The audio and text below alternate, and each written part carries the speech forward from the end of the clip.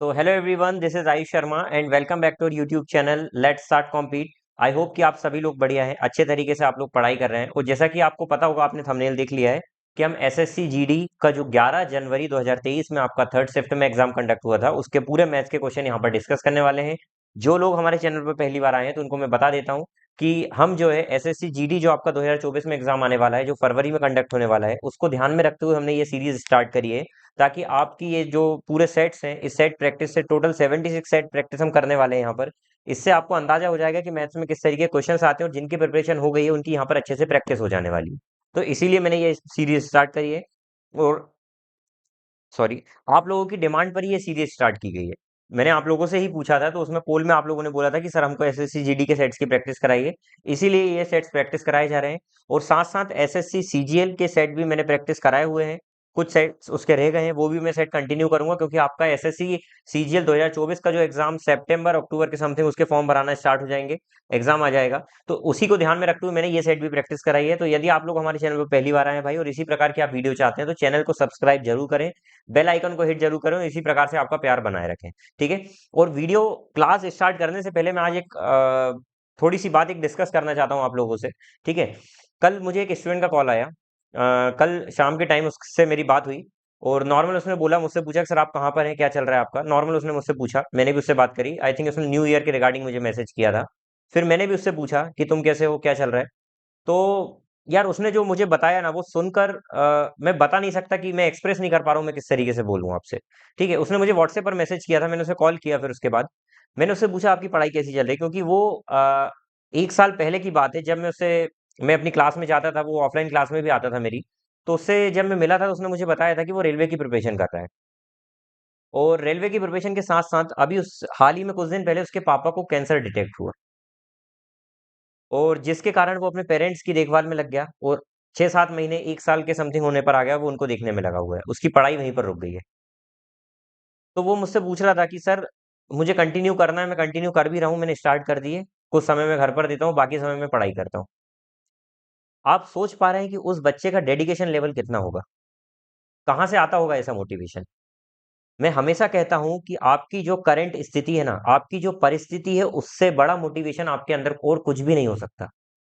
आपकी जो स्थिति है ना, आप जिस लाइफ में जी रहे हो, यदि आप उसको चेंज करना चाहते हैं, तो उससे बड़ा मोटिवेशन आपकी लाइफ में कुछ नहीं हो सकता।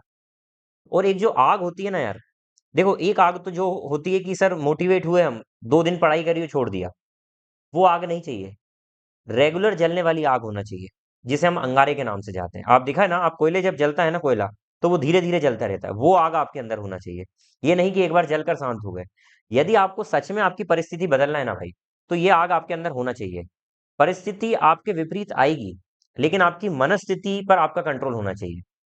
परिस्थिति खुद ब खुद बदल जाएगी, जिस दिन आपकी मनस्थिति बदल गई, परिस्थिति खुद ब खुद बदल जाएगी। और एक बात मेरी हमेशा ध्यान रखना भाई, यदि आप मेहनत कर रहे हैं ना, सही दिशा में मेहनत कर रहे हैं ना, तो ये बात तो तय है कि ऊपर वाला आपको देगा। देर से देगा, लेकिन देगा जरूर।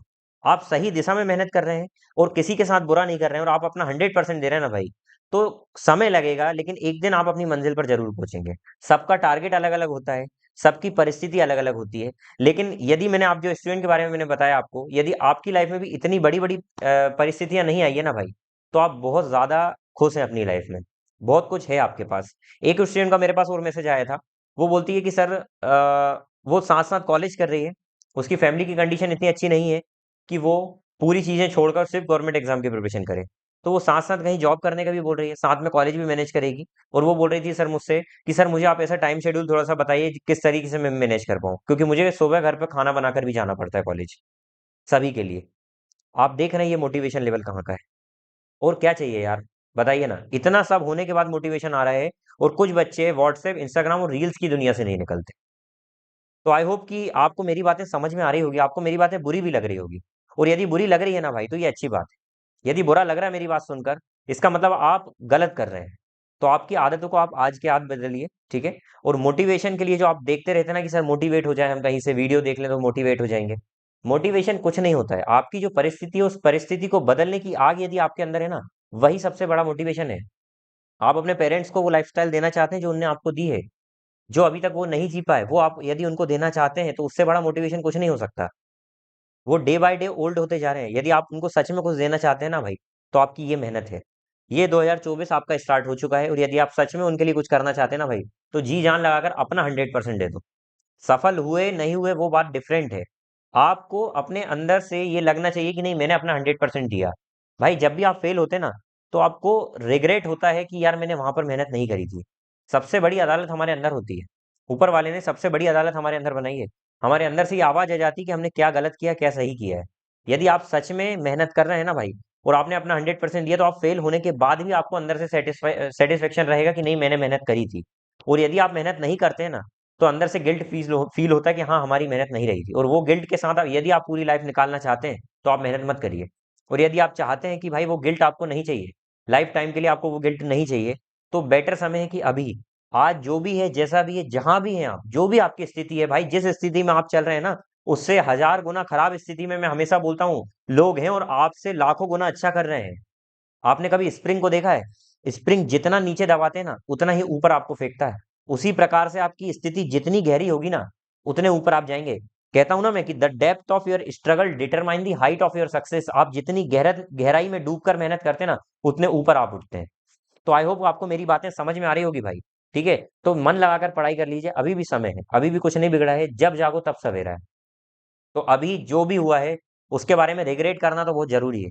यदि आपने गलत करा है, आपने समय खराब किया, तो रिग्रेट होना जरूरी है। रिग्रेट हो रहा है तो बहुत अच्छी बात है, नहीं हो रहा है तो गलत बात। रिग्रेट होना चाहिए यदि आपने गलत किया है तो। ठीक है, तो मुझे उम्मीद है कि आपको मेरी पूरी बातें समझ में आ गई होगी, और आज से आप मोटिवेशन के बारे में ढूंढना बंद करेंगे, और मोटिवेशन आपके अंदर है। आपकी परिस्थिति ही आपका सबसे बड़ा मोटिवेशन है। ठीक है, तो मुझे उम्मीद है कि आप अच्छे से आप पढ़ाई करना स्टार्ट कर देंगे। अभी भी आपके पास समय है भाई, एसएससी सीजीएल आपका 6-7 महीने बचा हुआ है। ठीक है, आप ये मत देखिए वैकेंसी कितनी है, क्या है, फॉर्म भराना 1 महीने पहले शुरू होगा, फॉर्म भराने का वेट मत करिए। अभी से आपके पास 6-7 महीने बहुत अच्छे तरीके से आप प्रिपरेशन कर सकते हैं, यदि आप जीरो लेवल पर भी हैं तो। मेरा खुद का एक्सपीरियंस है, यदि आप 6-7 महीने रेगुलर कर लेंगे ना भाई, एक कंसिस्टेंटली अगर मेहनत करते हैं, कंसिस्टेंटली करिए, मैं नहीं बोलता हूँ 12-13 घंटे पढ़िए, आप 8 घंटे की पढ़ाई करिए, लेकिन कंसिस्टेंट लगे रहिए। कंसिस्टेंटली बिल्कुल रेगुलर लगे रहिए। यदि आप लगे रहे ना, तो बिल्कुल मेरा आपसे वादा है, आपको पक्का 100% में ये विश्वास दिलाता हूँ कि आपका 6-7 महीने में 100% सिलेक्शन होगा। क्योंकि सीजीएल में यदि आप 6-7 महीने दे देते हैं ना अच्छे से डेडिकेटली, तो आपका हो जाएगा, बहुत अच्छे से हो जाएगा। ये मेरा खुद का एक्सपीरियंस है। ठीक है, तो आई होप कि आपको बात समझ में आ गई होगी भाई। एसएससी जीडी वाले बच्चे जो फरवरी में आने वाला है, वो भी अच्छे से अपनी तैयारी करें, और फटाफट से अपना सिलेक्शन ले भाई। क्योंकि कहीं ना कहीं सिलेक्शन लेना बहुत जरूरी है। आप एक गवर्नमेंट जॉब ले लेते हैं तो आपकी पूरी आने वाली लाइफस्टाइल बदल जाती है। ठीक है, आगे जो चेंजेस होगा वो अलग बात है, लेकिन अभी प्रायोरिटी है कि आपको अपने आप को सेटल करना है। ठीक है, तो फटाफट से पढ़ाई में लग जाइए, और इसी पॉजिटिव थॉट के साथ मुझे उम्मीद है कि आपको पूरी बातें समझ में आ गई होगी भाई लोग। और यदि आप चाहते हैं कि आपको कोई डाउट आता है मैथ्स में, तो आप हमारा टेलीग्राम चैनल है लेट्स सॉल्व इट TSZ करके, उसका लिंक मैंने डिस्क्रिप्शन में दिया, आप वहां जाकर मुझे पोस्ट कर सकते हैं आपका डाउट। वहां आपको उसका सॉल्यूशन मिल जाएगा।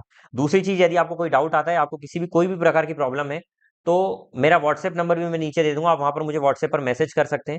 सेकंड थिंग, आप मुझे इंस्टाग्राम पर भी मैसेज कर सकते हैं। इंस्टाग्राम की आईडी का भी लिंक मैंने नीचे दिया हुआ, आप इंस्टाग्राम पर मैसेज करिए, मैं आपका 100% रिप्लाई दूंगा। और जिनको नंबर नहीं मिल पा रहा है, वो इंस्टाग्राम पर मुझे मैसेज करिए, मैं आपको मेरा व्हाट्सएप नंबर वहीं पर प्रोवाइड कर दूंगा, आप वहां से मुझे मैसेज कर सकते हैं। जो भी आपकी प्रॉब्लम है, कोई भी आपको डाउट आता है किसी डॉक्यूमेंट के रिगार्डिंग, किसी प्रिपरेशन के रिगार्डिंग, बुक्स के रिगार्डिंग, सिलेबस के रिगार्डिंग, कहाँ से पढ़ाई करें, कैसे पढ़ाई करें, पढ़ाई में मन नहीं लग रहा है, सोना मोना धनिया पुदीना, जो भी आपकी लाइफ में चल रहा है, कोई भी प्रॉब्लम है, आपको कोई भी प्रॉब्लम आ रही है, तो आप मुझे अपना छोटा भाई बड़ा भाई समझकर आप मुझे अपना मैसेज कर सकते हैं। आपकी जो भी प्रॉब्लम होगी वो मैं सॉल्व करने की कोशिश करूंगा। ठीक है, चलिए तो हम शुरुआत करते हैं। थोड़ा सा आज का टाइम आपका इस बातों पर गया है, तो खैर हम स्टार्ट करते हैं हमारी पढ़ाई। ठीक है, और आज का पहला क्वेश्चन आपकी स्क्रीन पर ये रहा, ध्यान से देखिएगा इस क्वेश्चन को। इसमें बोला है 3 और 27, 3 और 27 के बीच मध्यानुपात ज्ञात करिए। देखिए, find the mean proportional between 3 and 27। देखो, मैं यहाँ पर बेसिक इसका बता देता हूँ। जब भी कोई नंबर हो ए और बी फॉर एग्जाम्पल, और इसका यदि आपको मीन प्रपोर्शन निकालना है, मीन प्रपोर्शन का मतलब होता है मध्य समानुपाती। क्या होता है? मध्यानुपात बोल सकते हैं, या फिर मीन प्रपोर्शन बोल सकते हैं। और जब भी मीन प्रपोर्शन निकालना हो, तो उसका फॉर्मूला होता है, दोनों को मल्टीप्लाई कर दो। इसका फॉर्मूला ये मैं डायरेक्ट बताता हूँ, लेकिन जब मैं प्रपोर्शन पढ़ाता हूँ ना भाई, तो इसका बेसिक भी बताता हूँ ये कैसे आया। ठीक है, तो जब मैं प्रपोर्शन पूरा बेसिक से पढ़ाऊंगा, तब आपको बताऊंगा रेशियो एंड प्रपोर्शन चैप्टर में। ठीक है, तो ए इंटू बी का मल्टीप्लाई करेंगे, उसके ऊपर अंडर रूट करेंगे, तो वही होता है मध्यानुपात। ऑल राइट, तो यहाँ पर सर हमको इनका मध्यानुपात निकालना, तो हम क्या करेंगे सर, इन दोनों का मल्टीप्लाई करेंगे और इसका अंडर रूट कर देंगे। ठीक है, चलिए, तो हमको इसमें से बाहर लाना है। 27 3 होता है 81, और 81 का मतलब होता है 9, रूट के बाहर लाएंगे तो 9 होगा। कैसे बाहर आया? तो ये मैं बता देता हूँ सर, 981 को लिख सकता हूँ 9 × 9, ठीक है। और 9 × 9 रूट के बाहर से जो भी नंबर आएगा वो पेयर बनकर आएगा, तो एक 9 बाहर आ जाएगा। ये कैसे हुआ सर? देखो, रूट का मतलब क्या होता है, मैंने बोला फॉर एग्जाम्पल एक्स लिखा हुआ है अंडर रूट, इसका मतलब ये होता है कि इसकी पावर 1/2 है, ठीक है। अच्छा, इसको मैं एक्स और यहां पर मैं 2 भी लिख सकता हूं, उसका मतलब भी एक ही होता है, ठीक है। लेकिन एक होता है क्यूब रूट जिसको हम बोलते हैं घनमूल, तो इसका मतलब होता है पावर 1/3 है, ठीक है। मतलब जब पावर 2 होगी तो आप लिख भी सकते हैं, नहीं भी लिख सकते हैं, इसका पावर होगा 1/2 ही, ठीक है। इसका मतलब ये होता है कि रूट के अंदर जो भी होगा वो दो के पेयर में बनकर एक बाहर आएगा। समझ में आई बात? फॉर एग्जाम्पल यहाँ पर यदि हो जाता 16, तो मैं बोलता सर 16 को मैं लिख सकता हूँ 4 × 4, 4 × 4 मतलब एक 4 में बाहर लाऊंगा, इस तरीके से। क्या बात समझ में आ गई? और इसका अपोजिट यदि मैं देता सर 3 का स्क्वायर पावर 2 दे देता, तो इसको मैं लिख देता 3 × 3। लेकिन यदि मैंने दे दिया इस प्रकार से कि 4 × 4 रूट में, तो सर इसका मतलब होता है कि 4 × 4 और पावर कितनी है 1/2 है, तो इसको हम एक करके लिखेंगे। जैसा इसमें पावर 2 को 3 × 2 कर दिया, इसमें हाफ करना है, मतलब जो जितने हैं उसको आधा कर देना है। क्या बात समझ में आ गई? तो यहाँ से हमारा आंसर 9 आ गया। मुझे उम्मीद है कि ये क्वेश्चन आपको पूरा समझ में आ गया हो, ठीक है। चलिए अगला क्वेश्चन। एक पुस्तकालय में गणित की पुस्तकों की संख्या 25% है, भौतिकी पुस्तकों की संख्या 2/3 के बराबर है। ध्यान से देखिएगा, एक लाइब्रेरी में 25% of number of mathematics books, 25% of mathematics, of मतलब होता है multiply, mathematics books is equal to two third two third of the number of physics books. Physics book का 2/3 है, ठीक है। चलिए, तो ये 25% को मैं 1/4 लिख सकता हूँ। तो आप बोलेंगे कैसे लिख सकते हैं सर? देखो, 25% रिमूव करके मैं नीचे 100 लगा सकता हूँ, ठीक है। 25 वन ज़ा 25 फोर ज़ा, तो इस तरीके से ये परसेंटेज में मैं डायरेक्ट याद कराता हूँ आप लोगों को कि 25% का मतलब 1/4 होता है। तो यहाँ से मैं लिख दूंगा 1/4 मल्टीप्लाई में मैथ्स इज इक्वल टू में 2/3 इंटू में पी। हमको यहाँ पर दोनों का रेशियो निकालना है, तो सर मैथमेटिक्स यही रहने देता हूँ, ये प्रिंसिपल नहीं, ये फिजिक्स की बुक जो यहाँ मल्टीप्लाई में है, जब भी मल्टीप्लाई की चीज को हम इक्वल टू के इधर लाते हैं ना, तो वो डिवाइड में आ जाती है। और यहाँ पर क्या चल रहा है सर? 2/3 चल रहा था। ये 1/4 है, देखो 1 का कोई मतलब नहीं है, 1 तो मल्टीप्लाई में कोई दिक्कत नहीं है, 4 जो नीचे यहाँ डिवाइड में बेटा उधर भेजूंगा ना, तो वो मल्टीप्लाई में चले जाएगा, और ये जो 1 ऊपर था ये नीचे इधर डिवाइड में चले जाए, ठीक है। चलिए, तो यहाँ से मैथ्स और फिजिक्स का रेशियो क्या बन गया? तो आप बोलेंगे 8:3, 8:3, देखो 8/3 मतलब 8:3। तो यहाँ से ये आपका आंसर आ गया, ठीक है। मुझे उम्मीद है ये क्वेश्चन आपको समझ में आ गया होगा, ठीक है। ये थर्ड क्वेश्चन देखिए आपकी स्क्रीन पर लिखा हुआ है, फटाफट इसको देखिए।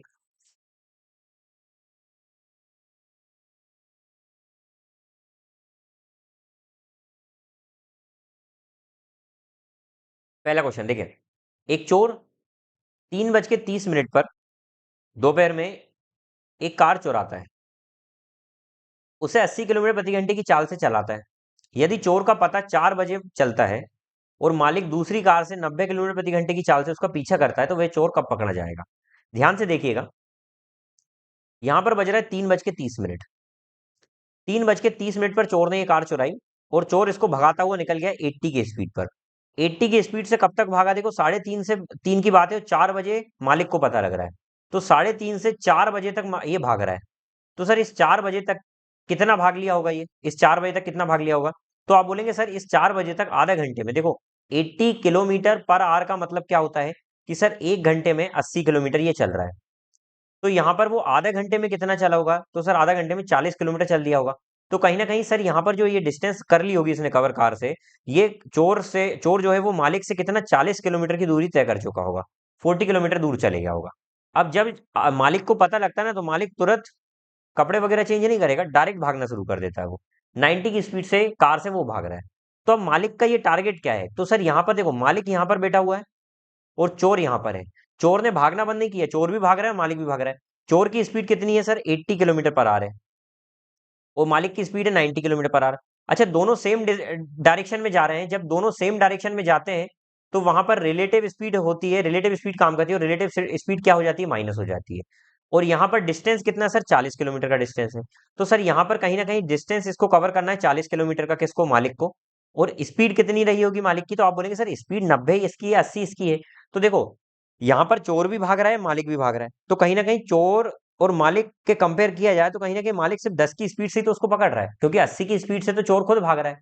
तो यहाँ पर सर रिलेटिव स्पीड क्या आ जाएगी? इन दोनों का माइनस करके आ जाएगी, जो मैंने अभी आपको बताया। तो यहाँ पर इनकी स्पीड आ जाएगी 10 किलोमीटर पर आवर। तो 10 किलोमीटर पर आवर की स्पीड से इसको पकड़ने के लिए भाग रहा है, ठीक है। तो अब यहाँ पर अगर हम देखें तो सर रिलेटिव स्पीड का फॉर्मूला क्या होता है, डिस्टेंस अपॉन में टाइम, वही होता है। रिलेटिव स्पीड कितनी आ गई 10, डिस्टेंस कितना है 40, और टाइम के लिए नीचे टी आ जाएगा। जब हम इसको सफल करेंगे टी उधर जाएगा तो इधर आ जाएगा 40 अपॉन में 10। तो यहाँ पर कितना आ रहा है समय, 4 घंटे का समय आ रहा है। 4 घंटे में ये पकड़ लेंगे। कब से 4 घंटे में सर, 4 बजे से 4 घंटे में। क्यों, क्योंकि 3:30 से 4 बजे से पुलिस वो मालिक भागना शुरू कर रहा है। तो 4 बजे के बाद 4 घंटे बाद कितना हो जाएगा, 5, 6, 7, 8, तो 8 बजे ये पकड़ लेगा। क्या बात समझ में आ गई? मुझे उम्मीद है कि ये क्वेश्चन भी आपको अच्छे से समझ में आया होगा। देखें अगला क्वेश्चन देखें। The average age of 14 student and there teacher. देखो 14 स्टूडेंट और उसके टीचर मतलब 15 स्टूडेंट का टोटल एवरेज एज कितनी है, तो आप बोलेंगे 20 साल है। टोटल 15 लोगों का एवरेज एज कितनी है, 20 साल है। अगर टीचर चली जाती है, टीचर एक्सक्लूडेड, तो एवरेज एज कितनी हो जाती है, 1.5 साल कम हो जाती है। सर यदि टीचर चली जाती है ना, देखिए टीचर यदि चली जाती है तो यहाँ पर एवरेज एज 1.5 साल कम हो जाती है। एवरेज एज कितनी हो जाती है, 1.5 साल कम हो जाती है, 1.5 ईयर कम हो जाती है। तो सर यहाँ पर कितनी हो जाएगी, एवरेज एज 18.5 साल हो जाएगी। हो जाएगी। ध्यान से सुनिएगा, टीचर को मैं मान लेता हूँ कि सर टीचर 20 साल की ही रही होगी, मानने में क्या जाता है। लेकिन यदि 20 साल की टीचर होती और 20 साल की ही टीचर निकलकर क्लास में से जाती तो एवरेज पर कोई फर्क नहीं पड़ना चाहिए था। लेकिन एवरेज पर कितना फर्क पड़ा, 1.5 साल का। अच्छा 1.5 साल का फर्क कितने लोगों पर पड़ा, तो आप बोलेंगे सर 14 लोगों का 1.5 साल, 1.5 साल कम हो गया। 1.5 साल टोटल 14 लोगों का कम हो गया, तो टोटल कितना, 21 ईयर कम हो गया। अच्छा ये 21 साल कम क्यों हुआ होगा, क्योंकि ये जो मैडम है ना, ये सिर्फ 20 साल की नहीं गई है, ये कहीं ना कहीं 21 साल और ज्यादा की लेकर गई है, तभी तो ये सबका खींच कर ले गई 21 साल। तो मैम टोटल 41 ईयर्स की रही होंगी। क्या बात समझ में आ गई?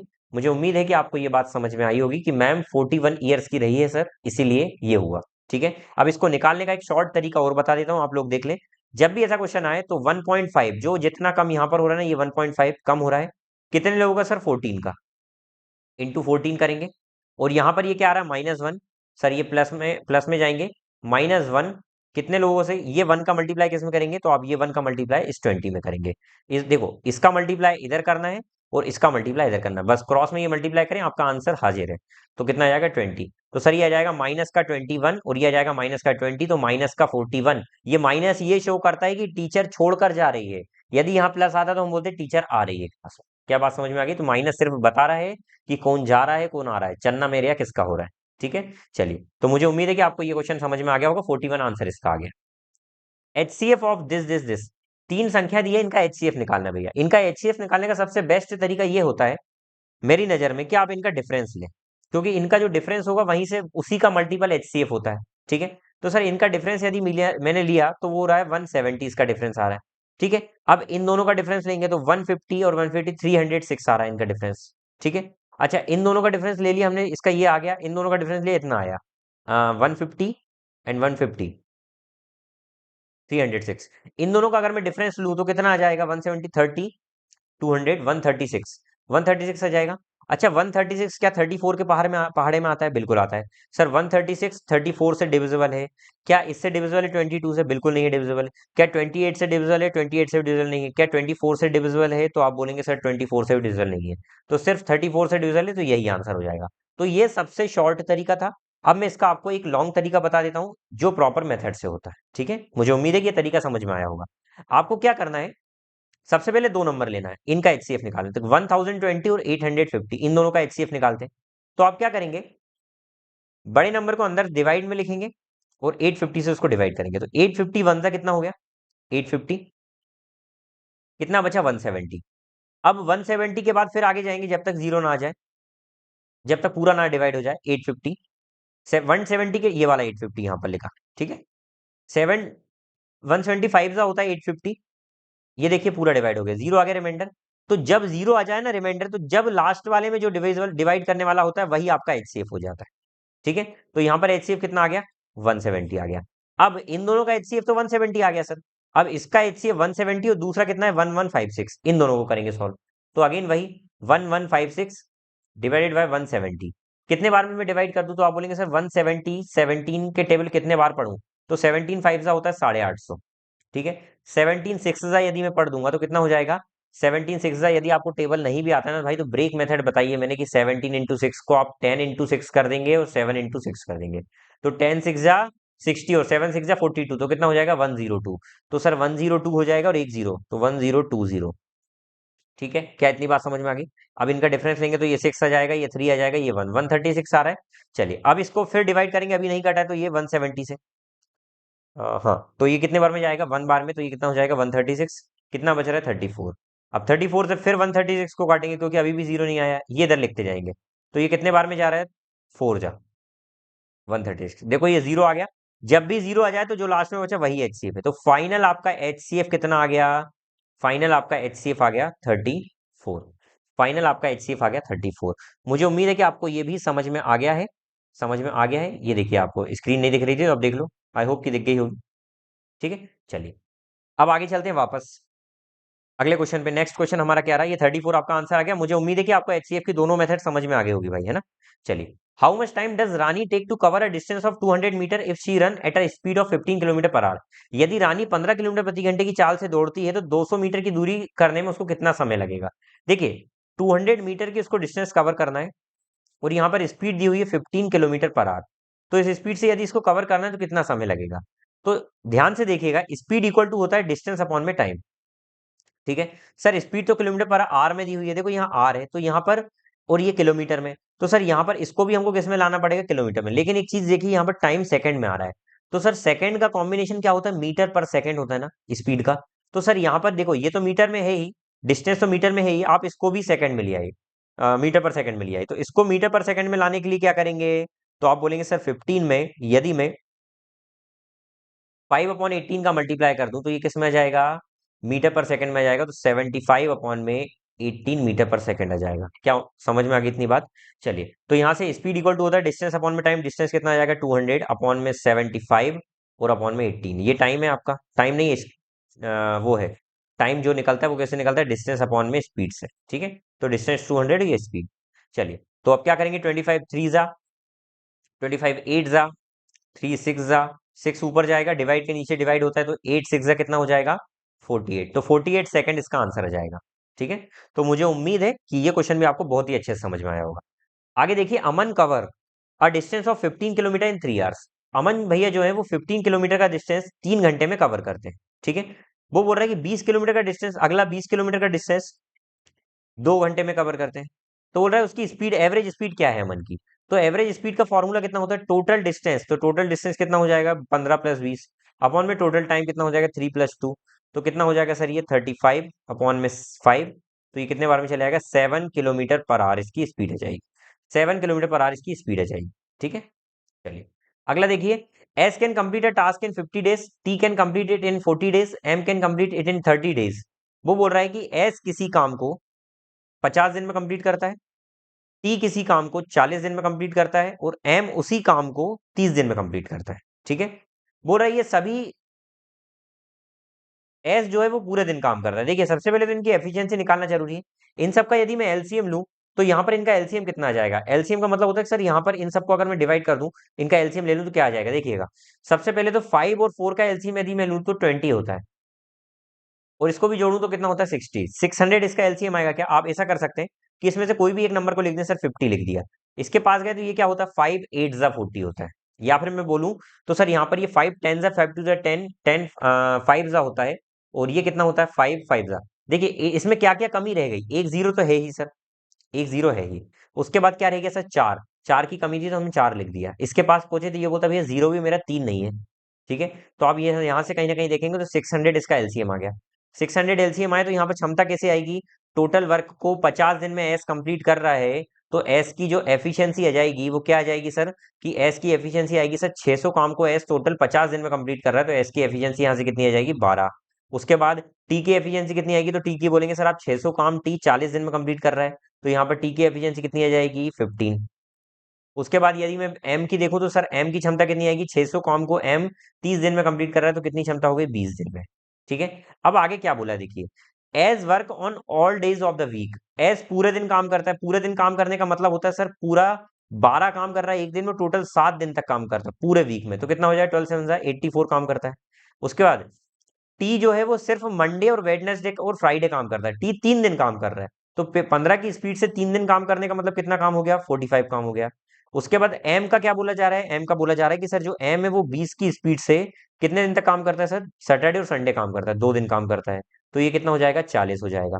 तो 5 4 9 आ जाएगा, 8 4 12 और 4 16 हो जाएगा। तो टोटल 169 काम कंप्लीट हो रहा है सर। कितने वीक में? एक वीक में 169 कंप्लीट हो रहा है। तो सर हमसे क्या पूछा है कि the work in how many weeks, पूरा काम कितने में कंप्लीट होगा? तो अप्रॉक्स हम देखें सर 600 काम, तो 16 थ्रीज आ, यदि 3 वीक ले लूं मैं, तो 3 वीक में कितना हो जाएगा? 9 थ्रीज 27 और 16 थी 48, तो 507 काम तो 3 वीक में हो जाएगा। 507 काम 3 वीक में हो जाएगा। तो अगला वीक और लग रहा होगा सर, एक वीक और लगेगा, मतलब इसी बीच में और काम लगेगा और टोटल इसका काम कंप्लीट हो जाएगा 3 से 4 वीक के अंदर। तो देखो 3 वीक में 507 काम हुआ, तो 3 वीक से तो ज्यादा लगेगा, तो एग्जैक्टली हो नहीं सकता। 4 से 5 हो नहीं सकता, 2 से 3 हो नहीं सकता, 3 से 4 वीक के समथिंग समय लग रहा है। 3 वीक में तो 507 ही काम हो रहा है, अगला चौथा वीक कंप्लीट हो नहीं पाएगा क्योंकि ज्यादा काम हो जाएगा। तो 3 से 4 वीक के अंदर इनका काम कंप्लीट होगा। चलिए, the radius of base of right circular cone is 7 centimetre. देखो बार बार मैं बता रहा हूं आपको, इसके सिंपल क्वेश्चन ही आ रहे हैं। कोन के और सिलेंडर के इतने सारे सेट्स हम कंप्लीट कर चुके हैं, 5 6 सेट्स, उन सभी में इसी प्रकार के क्वेश्चन आ रहे हैं। तो रेडियस दी हुई है 7 सेंटीमीटर। कर्व्ड सरफेस एरिया कोन का दिया हुआ है 550 सेंटीमीटर। आपको वॉल्यूम निकालना है कोन का। कोन का यदि वॉल्यूम निकालना है तो कोन का वॉल्यूम निकालने का क्या फॉर्मूला होता है? 1/3 पाई आर स्क्वायर एच, ये फॉर्मूला होता है। सर ये निकालने से पहले हमको कर्व्ड सरफेस एरिया फॉर्मूला पता है क्या होता है? पाई आर एल, और वो कितना दिया हुआ है? 550। तो सर यहां से अगर हम देखें तो कोन क्या होता है, पहले तो कोन को पूरा समझो।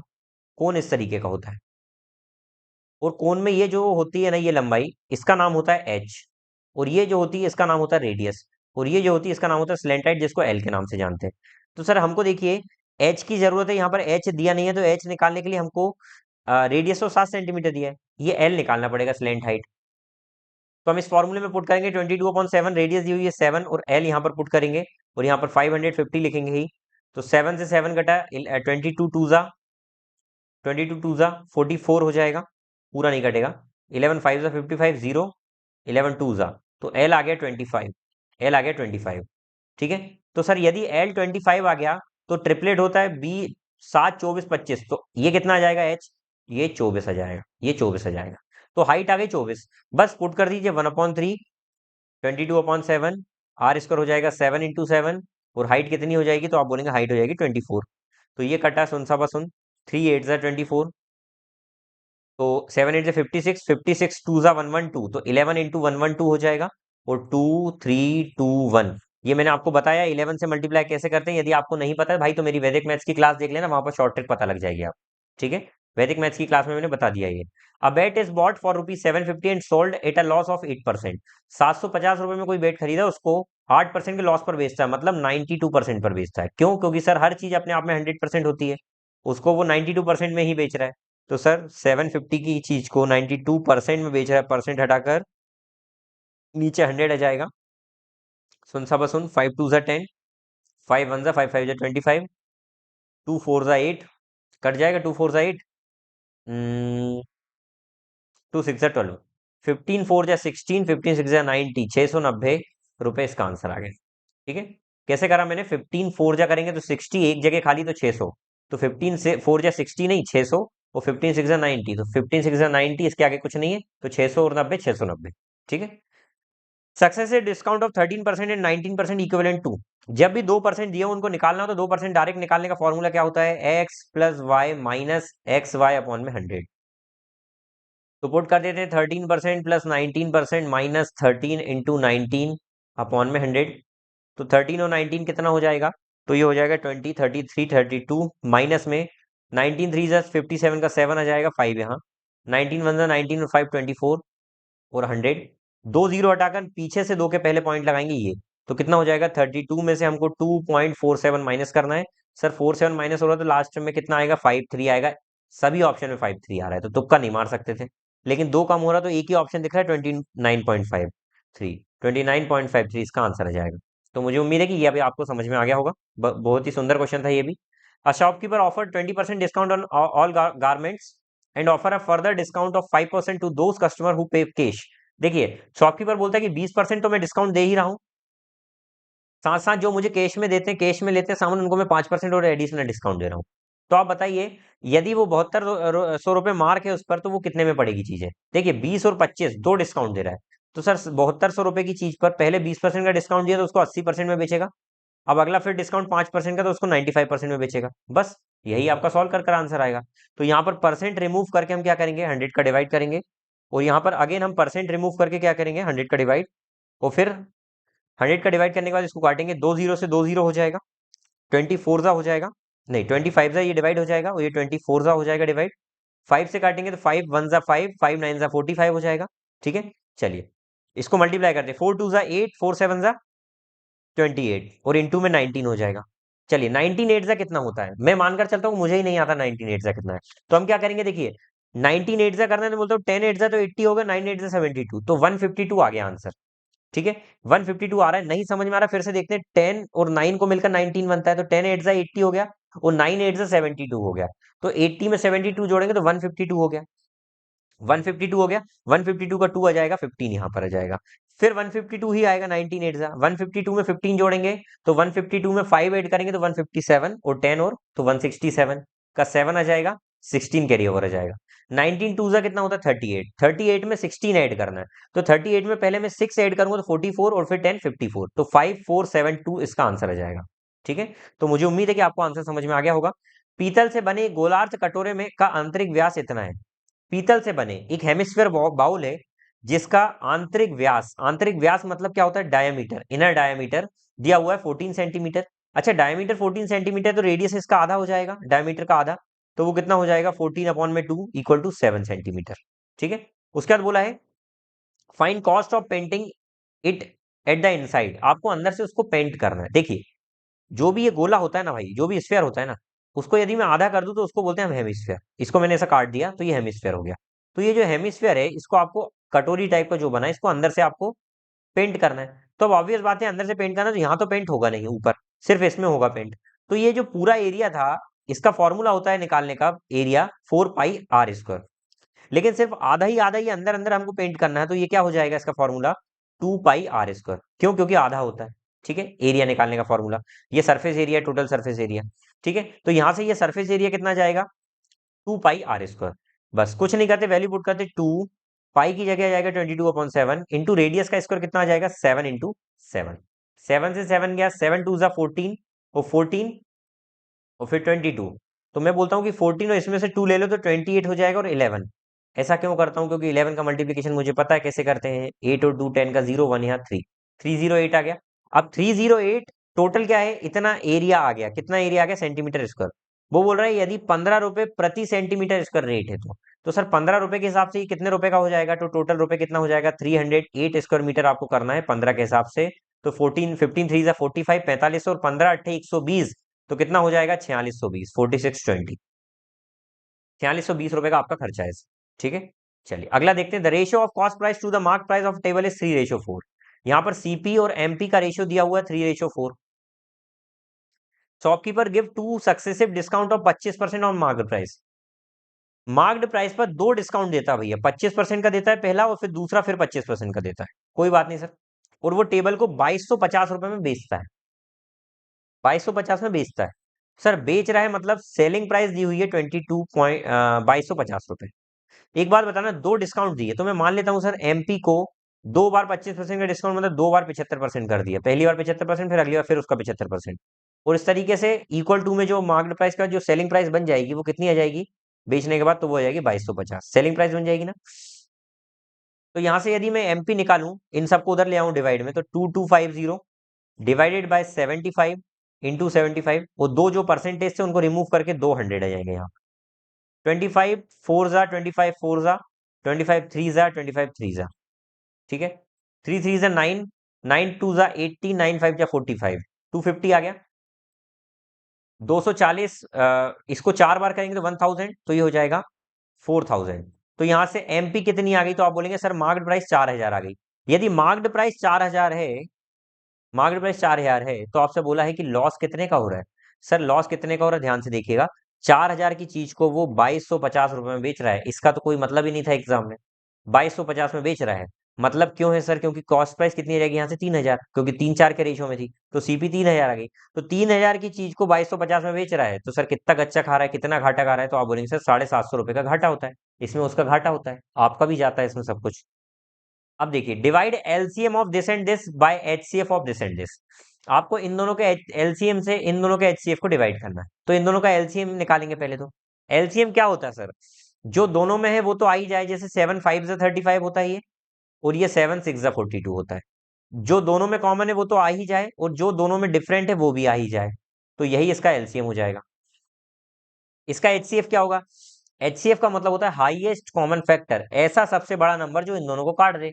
तो आप बोलेंगे सर इन दोनों को काटने वाला अभी तक तो मुझे 8 ही दिख रहा है, 8 इसको काट रहा है, 40 को काट रहा है, तो एचसीएफ 8 आ गया सर दोनों का। ठीक है, और नहीं निकालते आता है भाई, तो इस तरीके से देखिए 32, इस तरीके से 40, 4 8 जा 2 16 जा, और इस तरीके से करेंगे, जो कॉमन है उसको लिख लेंगे, जो हमारा कॉमन होता है वही हमारा क्या हो जाता है, एलसीएम हो जाता है। ठीक है, चलिए हाईएस्ट कॉमन फैक्टर हो जाता है, और एलसीएम निकालने का तरीका कल मैंने बताया था। ठीक है, चलिए तो एलसीएम और एचसीएफ को बोला क्या है कि डिवाइड एलसीएम, तो आपको एलसीएम जो दिया है ना, आप इसको मल्टीप्लाई मत करिए, इसको डिवाइड करना है एचसीएफ से, तो डायरेक्ट कर दीजिए ना, 2 3 जा 6, 2 4 जा 8। ठीक है, 5 3 जा 15, 15 7 जा कितना होता है, तो 15 7 जा भी यदि आपको नहीं आता है तो आपको एक चुल्लू भर पानी एंड मरो डूब उसमें बेटा। ठीक है, 15 7 से तो आना चाहिए, नहीं आ रहा है तो फिर भी मल्टीप्लाई कर सकते हैं।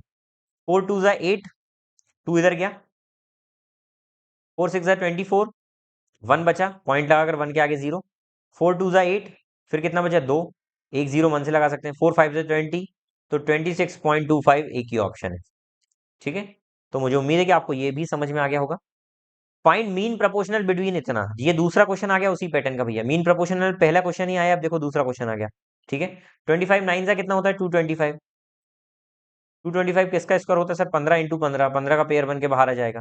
यदि आप चाहते हैं कि सर इतना टफ ना हो तो यहीं से देखें, सर 9 किसका पेयर बन के बाहर आ सकता है, तो आप बोलेंगे 3 का पेयर बन के, 5 किसका, 25 किसका पेयर बन के बाहर आ सकता है, 5 का पेयर।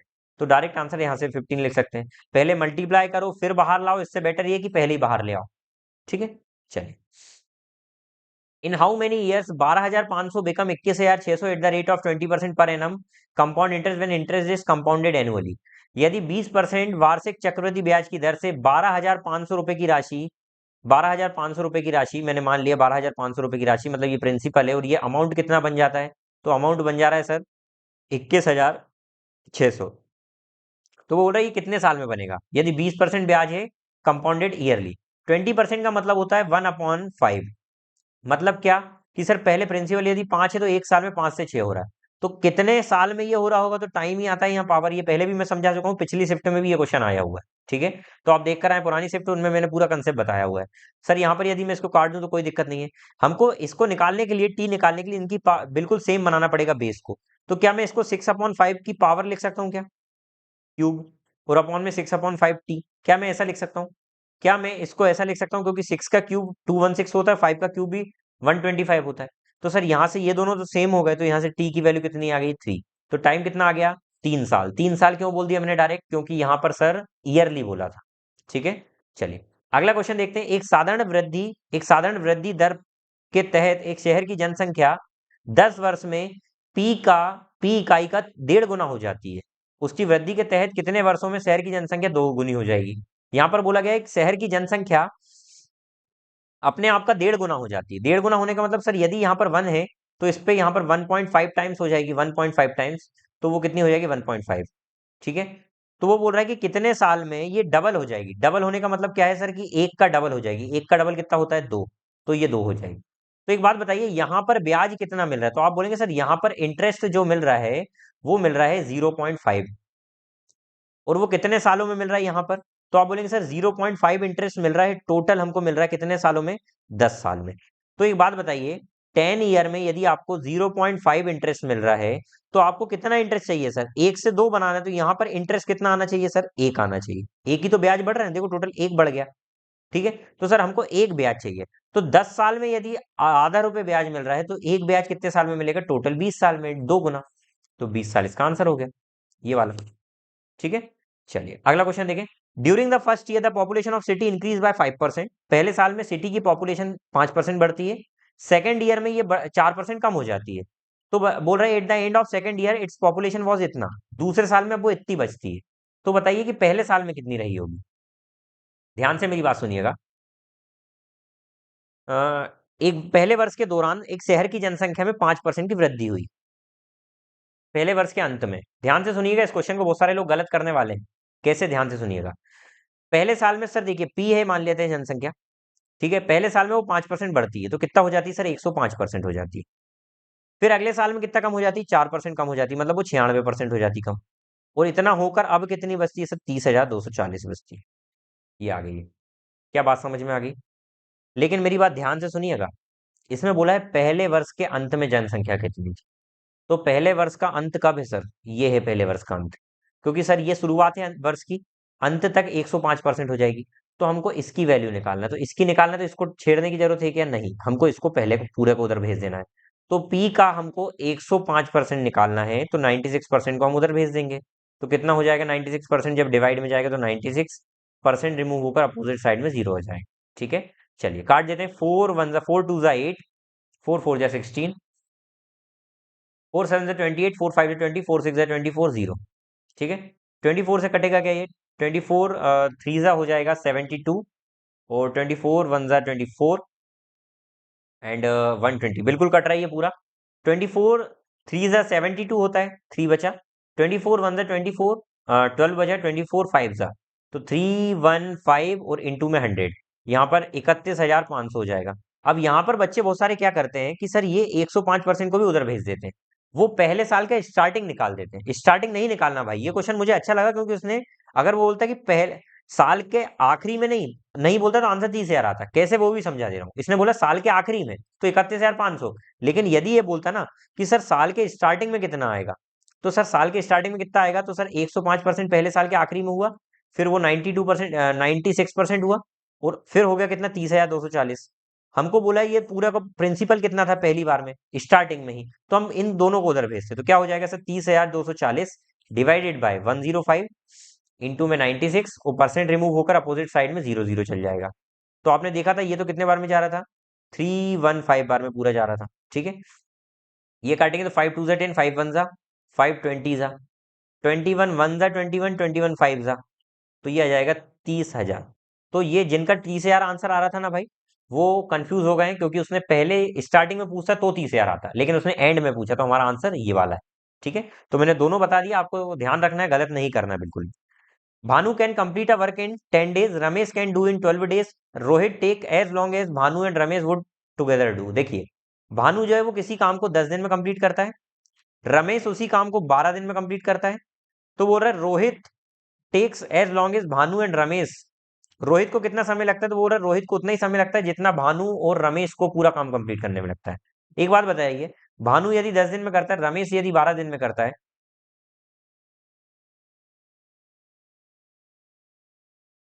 तो देखिए इन दोनों का अगर मैं टोटल वर्क निकालूं, तो टोटल वर्क मान लेते हैं सर 120 होगा, 120 रहा होगा। तो 120 यदि काम रहा होगा, तो यहाँ से रमेश की क्षमता कितनी आ जाएगी, 10, और भानु की क्षमता कितनी आ जाएगी, 12 आ जाएगी। काम वैसे 60 भी मान सकते थे, ज्यादा बड़ा काम मान लिया, 60 काम मान सकते थे, 60 मानते तो इसकी एफिशिएंसी 6 आ जाती और इसकी आ जाती 5।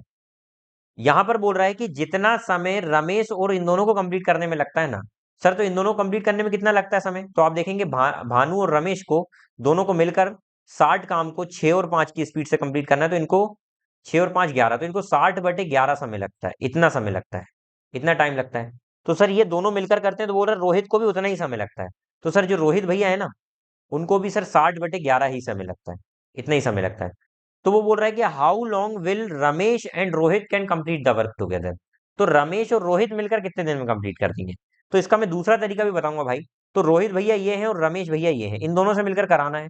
तो सर इन दोनों से मिलकर कराने का बोलते हैं, तो हम देखिए एक 12 दिन में कंप्लीट कर रहा है रमेश, और दोनों मिलकर रोहित कितने दिन में कंप्लीट कर रहा है, 60/11 दिन में।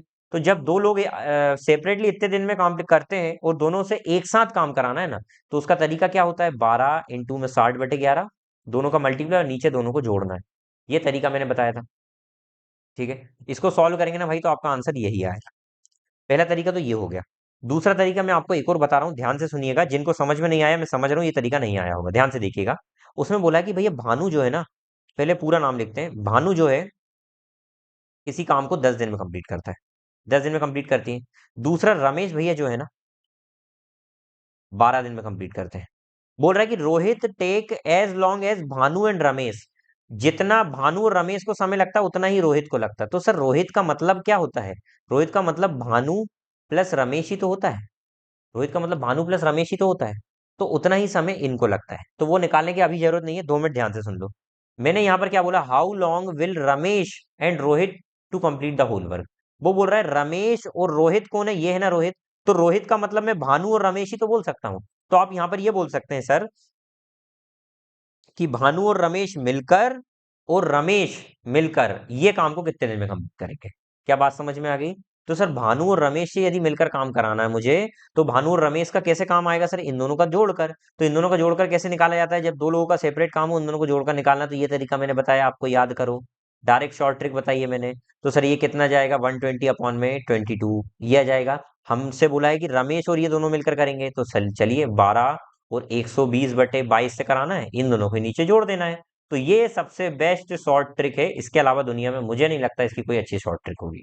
ठीक है, चलिए आ जाते हैं यहाँ पर, इसको डिवाइड कर देते हैं। 2 11 जा, 2 60 जा, तो ये आ जाएगा 12 6 720 अपॉन में 11 12 132 192।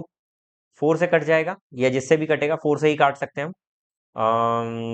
4 से भी काट सकते हैं, उसके अलावा भी हम इसको काट सकते हैं। 4 4 जा 16, 4 8 जा 32, 48 से कट सकता है। 48 4 जा आ जाएगा, 48 1 जा 48, 48 1 जा 48, 48 2 जा ज्यादा हो जाएगा, 48 1 जा 48 करेंगे। उसके अलावा कितना बच रहा है, 48 50 24, 5 जा पूरा कट जाएगा। तो 15/4 का मतलब कितना होता है, 4 3 जा 12 और 3, तो 3/4 इसका आंसर आ गया। ठीक है, तो ये इसका अगला बेस्ट तरीका था। तो भाई ये रही आपकी आज की क्लास पूरी complete. Thank you for watching this video. यदि आपको वीडियो अच्छी लगी है भाई, तो वीडियो को लाइक जरूर करें। इसी प्रकार से आपका प्यार बनाए रखें, शेयर ज्यादा से ज्यादा करें, वहीं से मुझे मोटिवेशन मिलता है। वीडियो को लाइक जरूर करें भाई, है ना। और आपका कोई डाउट है तो मुझे कमेंट में लिखकर बता सकते हैं, या मेरा इंस्टाग्राम पर आप मुझे मैसेज कर सकते हैं, यदि आप पर्सनली करना चाहते हैं तो मुझे। और कोई भी डाउट है आपका तो टेलीग्राम चैनल से आप जुड़ सकते हैं।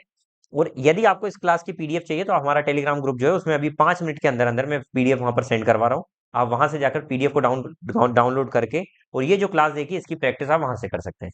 चलिए, तो फिर मिलते हैं अगली क्लास में। मिलते हैं अगली क्लास में, तब तक के लिए अपना ध्यान रखिए, मस्त रहिए, व्यस्त रहिए। जय हिंद, वंदे मातरम, श्री राधे राधे।